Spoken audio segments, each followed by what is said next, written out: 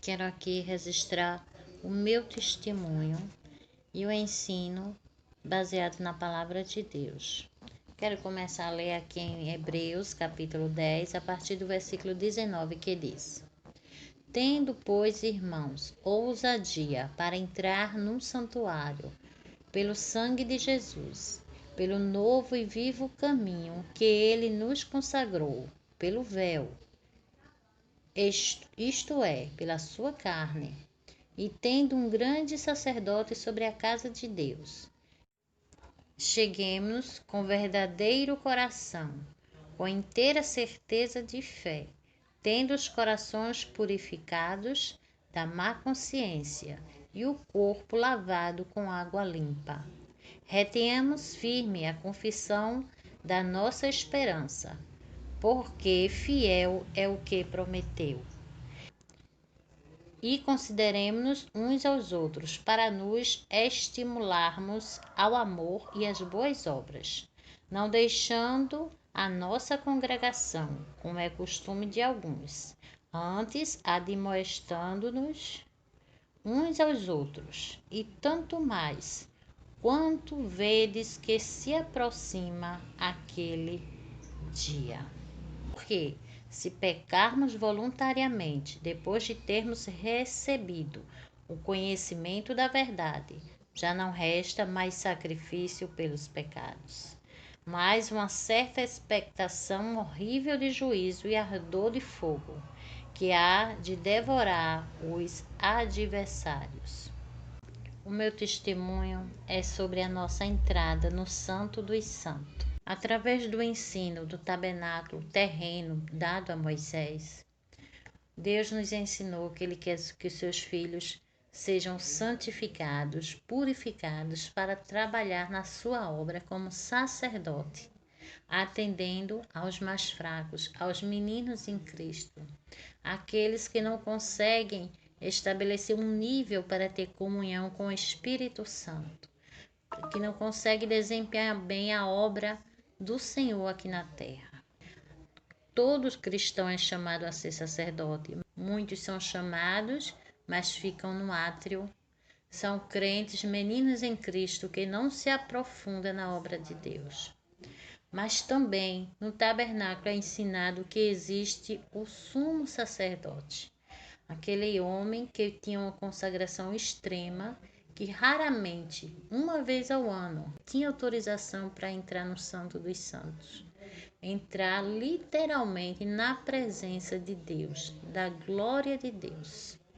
Sabemos que este modelo terreno é sombra do que existe no céu e que hoje o nosso sumo sacerdote é o nosso Salvador Jesus Cristo. Esta passagem que li nos fala que temos permissão para entrar no Santo dos Santos. No momento em que Jesus morreu, o véu foi rasgado de alto a baixo. Mas veja bem, irmão, nós temos permissão. O que isso significa? No tabernáculo terreno, jamais um sumo sacerdote poderia levar alguém junto com ele para entrar no Santo dos Santos. Mas hoje, o nosso sumo sacerdote é Jesus Cristo. E ele tem autorização para permitir alguém ir com ele ao Santo dos Santos. Muitos pensam que a entrada agora está liberada para todos. O ensino foi dado, um alto nível de santificação que é permitido para chegar na presença de Deus. Jamais hoje estaria rasgado e liberado para qualquer um chegar na presença de Deus. Santo dos Santos é lugar de ver, não é pela fé não, é ver a glória de Deus. Então, um certo dia o Senhor me falou: consagre a sua vida, porque eu quero te revelar os meus mistérios. Eu já tinha uma vida consagrada ao Senhor, mas como eu recebi uma ordem de consagre-se, então eu entendi que era algo muito mais profundo do que eu já vinha fazendo. E com a orientação do Espírito Santo, ele foi me conduzindo a uma consagração que para mim, eu não marquei exatamente os dias, mas eu acredito que foi uns 2 meses. Uma consagração em que eu passava o dia ligada com o Senhor. Falava muito pouco com a minha família, com meus filhos, nada de TV, nada de visitar ninguém, nada de receber visita. Eu passava o dia adorando a Deus. Conversei com a família, com o marido, com os filhos, que eu estaria em um período consagrado ao Senhor. E eles foram a minha base para que eu pudesse estar disponível para cumprir o meu chamado de consagração. E assim eu passei dias adorando a Deus, lendo a sua palavra, louvando o seu santo nome. Chegou um tempo que eu percebi a ação do Espírito Santo na minha vida. Eu me sentia totalmente diferente. Cheguei até a falar com a minha mãe: Mãe, eu acho que Jesus vai me guardar, porque eu estou sentindo uma transformação tão grande dentro de mim, que eu acredito que eu estou preparada para ser guardada no céu. Mas não era essa a vontade de Deus. Quando foi um dia que eu estava orando pelas madrugadas, já fazia mais de 1 hora que eu estava orando, adorando a Deus, porque a oração era apenas 15 minutos de pedidos, o restante era só adoração ao Deus Todo-Poderoso. Percebi quando os meus braços foram levantados, todos dois, foi a última coisa que eu percebi. E dali eu já me vi em outra dimensão, eu já me vi na sala do trono, diante de uma glória tão grande e indescritível. E lá eu ouvia a minha voz. Não era eu que pensava, era eu que falava. É quando a Bíblia diz que o Espírito Santo ora por nós. É ali que se adora em espírito e em verdade. Não é fruto da sua mente, mas é dos seus lábios.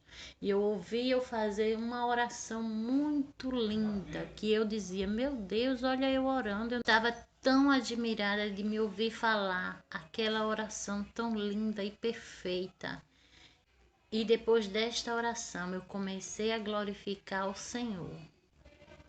Era uma adoração que eu não consegui nem repetir. Tão gloriosa, tão perfeita, tão angelical. Eu não me lembro ver os anjos, mas eu entendia que eu estava como os anjos diante de Deus. E depois desta linda, perfeita e maravilhosa adoração, eu comecei a declarar a palavra de Deus. Tudo que está escrito nos evangelhos. Eu falava com uma autoridade, como se fosse um discurso de um advogado diante do tribunal. E após declarar, eu já me acordei ali onde eu estava de joelho, prostrada na cama. Sentia um peso tão grande, o corpo travado. Eu entendo que eu fui arrebatada em espírito e o meu corpo caiu sobre a cama. Eu estava de joelhos e quando eu voltei, eu tinha muitas dores no corpo, que eu não conseguia nem levantar a cabeça. Passou um tempo para que eu conseguisse movimentar meu corpo novamente. Fiquei cheia da presença de Deus, transbordante, querendo falar para todo mundo o que aconteceu e sem entender o que aconteceu. Com o passar do tempo, o Senhor foi me ensinando que Ele me convidou a consagrar. Quando o cristão consegue refletir o caráter de Cristo, Jesus, como sumo sacerdote, nos leva como uma oferta agradável a Deus para ir adorá-lo lá diante da sua presença. Podemos ir com ousadia, porque é Jesus que está nos conduzindo, é através da santidade dele que chegamos lá. Porque no tabernáculo terreno, ninguém teria ousadia de entrar como sumo sacerdote, e hoje nós temos. Este é um privilégio para todos os crentes.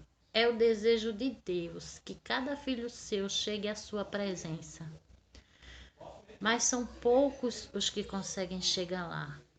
É preciso fazer uma consagração, Uma consagração como a que Jesus fez de 40 dias, Moisés fez de 40 dias, Elias fez de 40 dias. É uma purificação da alma para você poder entrar no Santo dos Santos, chegar diante da presença de Deus. E assim. E depois desta linda experiência, eu fui na internet procurar outros testemunhos e encontrei testemunho de pastores, de irmãos consagrados a Deus, que vai explicando que isto acontece sim na vida daqueles que buscam. E cada vez que o crente vai lá, ele volta com mais unção. Um exemplo é como se acontecesse conosco como uma cebola que tem várias cascas. Cada vez que a gente vai lá, vai saindo uma casca, vai saindo uma casca. E o crente vai voltando mais refinado, mais parecendo com Jesus, mais tendo unção. Uns vêm com unção de cura, outros vêm de milagres e maravilhas, outros vêm com o dom da palavra, o dom da revelação. São coisas especiais que Deus gostaria muito que nós voltássemos lá sempre, mas nem todo mundo quer pagar o preço para chegar lá e receber esta unção de Deus. É como Paulo escreveu, é de glória em glória, de rosto descoberto que chegamos lá. Ele escreveu lá em 2 Coríntios, no capítulo 2, no versículo 17, todo o capítulo 3. Paulo diz que Moisés foi à presença de Deus receber a lei. E ele, Paulo, foi à presença de Deus receber a revelação do Evangelho. E nós também podemos ir à presença de Deus receber revelações, receber unção, para melhor fazer a sua obra aqui na terra, como verdadeiros filhos de Deus. Na passagem que eu li de Hebreus, nos diz que não devemos deixar de congregar-nos. Significa que ninguém se sinta santo e pare de conviver com os demais cristãos da igreja, mas que passe a admoestá-los.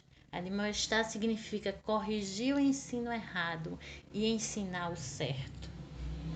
E ai daquele que teve uma grande revelação e depois negar o nome de Cristo. Para este não vai ter mais perdão, porque ele já teve o privilégio de receber um conhecimento muito maior. Então, o peso é cobrado dele, muito maior. Uma outra passagem bíblica, aonde Paulo, o apóstolo Paulo, nos fala sobre a grandeza dessa experiência. É lá em 2 Coríntios, capítulo 12, que eu vou ler aqui, a partir do primeiro, que diz: Em verdade que não convém gloriar-me, mas passarei as visões e revelações do Senhor. Conheço um homem em Cristo que há 14 anos, se no corpo não sei, se fora do corpo não sei, Deus o sabe, foi arrebatado ao terceiro céu. E sei que o tal homem, se no corpo, se fora do corpo, não sei, Deus o sabe, foi arrebatado ao paraíso e ouviu palavras inefáveis, que ao homem não é lícito falar. De alguém assim me gloriarei eu, mas de mim mesmo não me gloriarei, senão nas minhas fraquezas. Porque se quiser gloriar-me, não serei nécio, porque direi a verdade. Mas deixo isto para que ninguém cuide de mim, mais do que em mim vê ou de mim ouve. E para que não me exaltasse pela excelência das revelações, foi-me dado um espinho na carne, a saber, um mensageiro de Satanás para me esbofetear, a fim de não me exaltar, acerca do qual 3 vezes orei ao Senhor para que o tirasse de mim. E disse-me: A minha graça te basta, porque o meu poder se aperfeiçoa na fraqueza. De boa vontade, pois me gloriarei nas minhas fraquezas, para que em mim habite o poder de Cristo. Glória a Deus. Então o apóstolo Paulo estava cometido de alguma enfermidade, que isso o fazia sentir frágil, humano e dependente de Deus. O apóstolo Paulo estava falando dele mesmo. Ele disse: daquele homem ele se gloriava, porque ele estava se referindo ao estado de pureza e santidade que ele estava na época em que passou por este arrebatamento de espírito. Porque ele não permaneceu no mesmo estado de santidade em que ele estava quando teve a honra de ser arrebatado. Ele se sente como se ele fosse uma outra pessoa. E que hoje ele tinha uma enfermidade, que era para ele saber que ele era humano, frágil, dependente de Deus. Não tinha se tornado um santo andando sobre a terra. Então, como Paulo aqui demonstrou, vale a pena pagar o preço para ter uma oportunidade tão grande dessa, de poder chegar na presença do nosso Pai. E todos os nossos dias aqui, ser como está num jardim florido, aguardando o dia em que receberá o convite para voltar lá na presença do nosso amado Pai. Outro trecho que também nos traz uma mensagem é em 1 Coríntios 12, todo o capítulo 12 fala dos dons do Espírito. O 13 fala de amor e o 14 também fala dos dons espirituais. Esse capítulo 13, no final, o último versículo do 12 diz assim: portanto, procurai com zelo os melhores dons, e eu vos mostrarei um caminho mais excelente. Este caminho mais excelente é o amor. E este amor do capítulo 13 é a presença de Deus. Aqui está ensinando que os dons no capítulo 12, os dons no capítulo 14, mas a presença de Deus é o que o crente deve mais buscar, é chegar na presença de Deus. Os dons são concedidos através do Espírito Santo que vem a nós, mas nós podemos ir à presença do amor, que aqui é o nosso Pai Celestial, que foi descrito como sendo o mais puro amor. Devemos buscar, sim, a sua presença. Para encerrar, eu quero ler aqui em Atos, capítulo 17, versículo 26 e 27, que diz: e de um só sangue fez toda a geração dos homens para habitar sobre toda a face da terra, determinando os tempos já dantes estabelecidos e os limites da sua habitação, para que buscassem ao Senhor, se porventura, tateando, o pudessem achar, ainda que ele não está longe de cada um de nós. Numa Bíblia como a versão do ano de 1681, esta palavra tateando, ela foi escrita apalpar. Então, o versículo ficaria: para que buscasse ao Senhor, se porventura apalpar, o pudessem achar. Significa dizer, apalpar seria literalmente usar o tato, pegar. Como o tradutor não entendeu como é que se poderia tocar na presença de Deus, ele ainda colocou a palavra tateando. Mas esse versículo está dizendo que o homem foi criado para se encontrar literalmente, espiritualmente, na presença de Deus. Foi para isso que fomos criados. É esse o nosso alvo. Eu estou contando esta revelação, esse grande mistério de Deus, mas que está disponível a todo cristão, porque como a palavra de Deus mesmo diz, onde eu li em Hebreus, no capítulo 10 e o versículo 25, admoestando uns aos outros, e tanto mais quando vede que ele vai se aproximando aquele dia.